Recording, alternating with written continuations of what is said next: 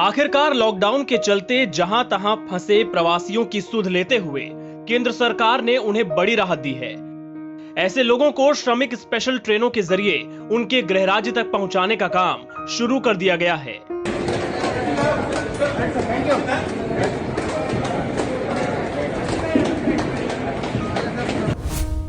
ये ट्रेनें point two point चलेंगी, यानी इन्हें बीच में कहीं रोका नहीं जाएगा।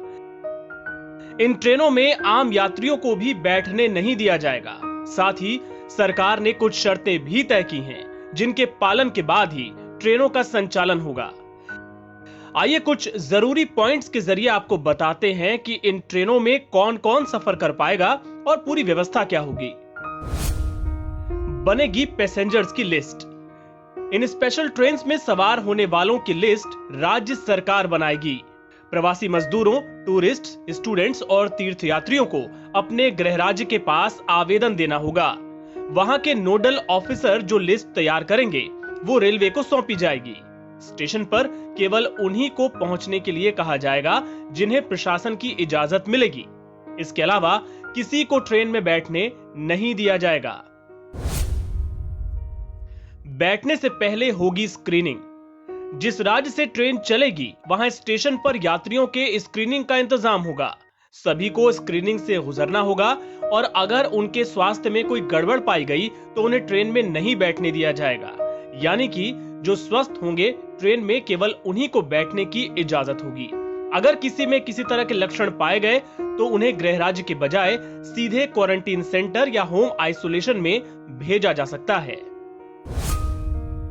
खाने पीने की व्यवस्था करेंगे राज्य। जिस राज्य से ट्रेन चलेगी इन प्रवासियों के खाने पीने का इंतजाम उन्हीं को करना होगा। इसके लिए स्टेशन पर व्यवस्था की जाएगी। लंबे सफर में खाना खिलाएगा रेलवे। अगर सफर लंबा हुआ तो बीच में यात्रियों के भोजन पानी की व्यवस्था रेलवे की ओर से की जाएगी। सबके लिए फेस मास्क, सोशल डिस्टेंसिंग जरूरी। इन ट्रेनों में सफर करने वाले हर यात्री को फेस मास्क लगाना ही होगा। यही नहीं, स्टेशन से लेकर पूरे सफर के दौरान सोशल डिस्टेंसिंग फॉलो करना अनिवार्य है। हर कोच में यात्रियों की संख्या तय।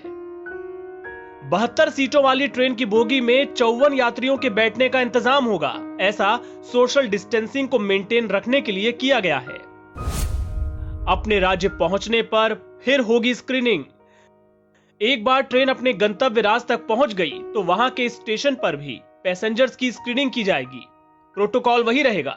अगर कोविड-19 के लक्षण मिलते हैं तो उन्हें सीधे क्वारंटीन सेंटर भेजा जाएगा। अगर कोई लक्षण नहीं दिखते तो पैसेंजर्स को घर जाने दिया जाएगा। हालांकि वहां भी उन्हें 14 दिन तक होम आइसोलेशन में रहना होगा। एनबीटी ऑनलाइन की रिपोर्ट।